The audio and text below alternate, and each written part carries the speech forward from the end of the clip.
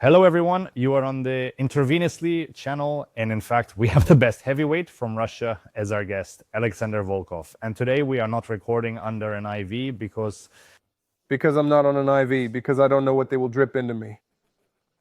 Such are the circumstances, and today we have... Well, basically, I can immediately outline the circumstances to make it interesting for the viewer. UFC fighters are tested at any time in more than 100 milliliters. Yes, anywhere. And according to the rules of the Anti-Doping Commission, more than 100 milliliters of liquid cannot be administered intravenously, and it needs to be declared, that is coordinated with the organization that tests us. So we decided not to risk it, not to suffer, and just communicate as is. By the way, what if you do some IV drips? As far as I know, testing happens regularly, but an IV drip is not really pharmacology. And so after weight cutting, can a fighter, let's say off-label, use IV drips? Well, roughly speaking, because no one checks that.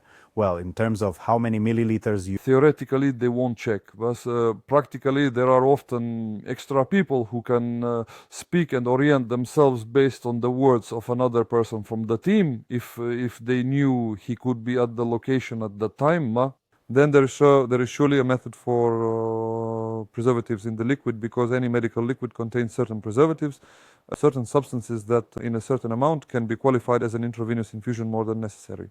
Plus injured veins, which also raise questions, why and for what purpose.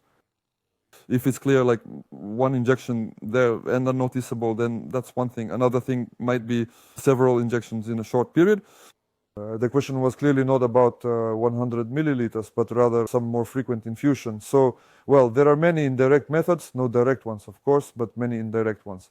Overall, it's better not to tempt fate, I believe. That is, for a heavyweight, it's not very crucial. Some things, I think, can be mitigated with discipline, food, and mainly recovery. Here's a question. We'll try, as I already said, to avoid boring questions. And so, indirectly, about the beginning of the journey. How exactly? A person who studied well, from a good family, with a higher education. How did you end up in mixed martial arts? Why did I get into it? I was just involved in sports from a very young age, as I was raised. I had to be well-rounded and both athletic and smart and just perfect. Actually, yes, I did sports, practiced karate as a kid.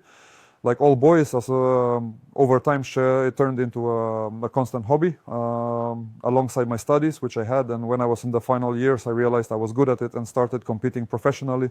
Got carried away and threw myself into it completely. That's all. It's simple. How did your parents perceive it? I mean, did they always support you, or did they say you should earn a living intellectually? Because, they often worry when there's a lot of hitting involved. Parents perceived it differently. Again, I think they are never isolated feelings. They're always mixed. It's clear that when a parent thinks about the future, they will be happy for the child, especially since they have been with me on my sports journey since childhood and supported it. On the other hand, it's understandable that if you think about injuries and the unknown, naturally they were worried. So, overall, of course, they felt it was a pity that I studied for so long and was giving it all up. Of course, they were concerned about my education. They wanted me to finish the institute. And gradually we crossed that threshold when I started performing, when everything started working out. They got interested and understood, kind of accepted my choice, so to speak. Now, on the contrary, they support me, cheer for me, and my mom is very involved in sports and she really likes it. She probably knows more fighters and tournaments than I do. I mean, she really watches and finds it interesting. Do they come to your fights? When there is an opportunity, they come, but in general, they have been a couple of times, probably. And when you started earning your first money, when did you realize that this would not only bring you pleasure, but also could support your family? Well, I started thinking about family a bit later, not in the very first fights, but for my first fight, I received 5,000 rubles, I think 5,000, yes. Then the next ones were also 5 or 15. So my fees for the first 10 fights, if there are any old school fans, you can check my first fights on Wikipedia. It was 5 to 15,000 rubles, depending on the tournament. At that time, I was a student in the fourth year, and my scholarship was 3.5. So 5,000, if before that I was competing as an amateur for free, time after time, and here they give me 5,000 for just some 5-minute fight, I was like, it was really cool. I could afford to buy some new jeans and something else. So for me, it was spending money on something that was a luxury, an extra. And this luxury pass, of course, was enticing. These 5,000 rubles were enticing. Gradually, I started moving in this direction. I kind of like sports in general. It's the time where I enjoyed developing. I liked the fights, liked the training camps, liked the team that formed in which I participated. The popularity was gained from this. Somehow everything was going very smoothly. The fees were increasing. And the first tangible, well, like The very first significant fee I earned was at a private tournament, which doesn't even exist now. I probably had two fights in this Sherdog. There I earned $5,000 at that time. Well, the dollar was about 30. Well, for me, it was my very first serious income. And then I ended up in America, where I participated in the Bellator Grand Prix, where the final check was $100,000. This was probably my very first really big earning when I won this check for 3 fights. That is, it's not like you get 100,000 for 1 fight. It's for 3 fights combined. In the final, you receive $100,000. And that was the very first big check from which I personally bought a car and started living nicely, slowly. And that's probably where my earnings began. That is, my fee per fight increased, my price went up, and I started to, well, this was probably the moment when I could earn, live, and fully dedicate myself to it. But it was right after graduation, that is, after my diploma, literally my first fight. As soon as I graduated, I was already fighting in America, and everything came together perfectly. So I had to spend a long time there. I laid some groundwork while still studying professionally. And as soon as I finished college, I went to America and started earning money. And somehow the transition from student to family life was smoother, well, sort of organic. Have you been fighting professionally for 16 years or more? Here's the question. How does a professional fighter deal with burnout? Because, well, it's not exactly like Groundhog Day, but it turns out you're constantly living in preparation, like training camps, certain injuries. And, well, at first you just had like motivation, mostly roughly speaking, to fight, to earn yourself fame. Now that you've achieved everything except the title, what motivates you to keep going besides the title itself? How long do you plan, if you plan, how long do you think you can live in this mode, and where do you find this motivation? Because, well, I once talked to a fighter, I probably won't name him. He fought for a very, very long time, and he shared with me that for the last 4 or 5 years, he didn't really want to fight, and for him, it was just a way to earn money because he couldn't make that kind of money anywhere else. Reveal a secret for a professional. First of all, no, you need to be prepared for this. Burnout is a parallel process in absolutely any profession. It doesn't matter if it's fighting or something else. So you need to be ready for it and prepare in advance. Resting from work, having other hobbies, having other activities, interests, this is extremely important for any highly enthusiastic person. Right now, it's cool. It's cool to spend all your energy on just one thing. There's rapid growth, rapid development, but it almost always leads to burnout for anyone. The second point, well, that is, the first is rest. Plan the rational. It's necessary to plan what will, even if you want to distract you from what you're doing. Second, psychotherapy.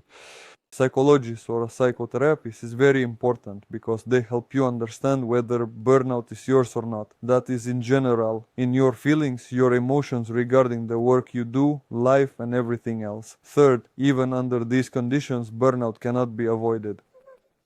It will still be there. So yeah, Misha, when you get used to something and can't change it in life, because what's the point in worrying about whether you'll be fed today or tomorrow? You just look at the animals. They have no money, nothing, but they are fed every day. That's because it's a bit different. We don't want to live on the street and eat like animals. But overall, by letting go of anxiety about the future a little, it's much easier to predict it, much easier to even deal with this burnout. So what do we burn out from? From anxiety, from high responsibility, having to maintain it, having to prove ourselves. And this feeling, it causes anxiety. Let go of the situation a little. Here's a piece of advice. Just don't take it seriously. Like it's the last sport, life, or activity. Just detach yourself. When did you come to this? When did you first realize that, or when did you first see a psychotherapist? I have been working with a sports psychologist for a long time. At first I read books, psychology. Did it somehow divide conditionally your life into before and after in terms of sports, or more in some personal way? Or, well, in general, was there such a noticeable? This is a gradual process. It's like that. Well, now if you look at me at 36 and me at 28, when I roughly started working as a psychologist, of course, there is a big mental difference. Of course, I am developing, but it's a very gradual process. And managers think that we'll start working with a psychologist, now 1 or 2 sessions, she'll tell me everything, lay it all out, and I'll kind of understand what happened. And when that doesn't happen, the person is like, darn, psychology is nonsense. She's telling me something, well, trivial things. In reality, the process itself is longer. To Kirsch, it takes time to sort through, understand, and figure out where certain moments come from. Therefore, psychology is a process of constant communication and self-work. A psychotherapist, a psychologist is like a mirror that helps you read your own feelings, thoughts, and explain them to yourself through another person. And once you understand them, you think, okay, got it. And that's why I do it, so I can relax a bit about certain things, like this is important, this is not so important to me, why it's important, and then make decisions on my own based on that. So a psychotherapist doesn't give advice, they help you as a mirror to reflect you and show, to look at yourself from the outside. Was it initially a sports-related request? Yes. Well, of course, yes, of course. Again, increased anxiety, responsibility, hyper-control of the situation. It's all very difficult not to worry when you definitely need to win, but you know that your opponent also definitely needs to win, and you really need control over the future. This control over the future causes very strong anxiety, and anxiety leads athletes to many moments like these, which surely everyone has, but they are hidden. Here's a question about pre-competition jitters. So it turns out the better you are, let's say, the higher the expectations, the harder it is for you to enter the match. Well, so at first I wanted to ask if the pre-competition jitters are still there at all, because in the eyes of an ordinary person, it's like you compete at the beginning, you worry, then you compete at the level of, say, Moscow, Russia, you kind of worry, but when you've gone through all that, I thought that, for example, when you've been in the industry for 10 to 15 years, you're like, I know everything, I don't worry. Yes, there is experience, of what? Hiding nervousness in any athlete. The first competitions are difficult, then you already understand that you can control this feeling more, and the more similar situations, the easier it is for you to control this nervousness. Nervousness is still present, just, well, like when I was coming to this interview with you, I was a little nervous about how it would go. It's normal. It's a normal state, the uncertainty of the future. We don't know if it will be good or bad, but we worry about the outcome, and this worry causes us anxiety. And such anxiety actually shows that something is important to us. And to some extent, it's a compass indicating where to move. Because if you're anxious about something, afraid to decide on it, it means it's important to you, and that's exactly what you need to do. An interesting thought is that usually fear is an attempt to avoid something. But there is also fear as an attempt, direction, what exactly to do. Therefore, well, of course, anxiety is present, and of course it is present. But the higher the stakes, the greater the desired reward. For example, a belt, the more anxiety, because it is even more important to you. So if the belt is a notch achievement in this sport, for me, as it is for anyone, then of course I will have much anxiety about it. I will not be relaxed. It will be a very exciting thing for me. This is exactly the compass that needs to be explored, and that's the essence of any sport, including ours. Many of us train in the gym in the same way, feeling roughly the same with our partners. But one person stands out and reaches the championship belt. Another person who might even be more talented just keeps getting undermined with each fight, losing to some strange, not very strong opponents, and this happens all the time. And so there is this selection from a large group of athletes. I mean, for example, as an athlete, I don't differ much in physical attributes from many others, but somehow I managed to break into the top. Because it's the ability to follow the compass, to use anxiety not as something that holds you back and distances you, but as something that motivates you, helps you, supports you, and you clearly understand that it's necessary to fight this. So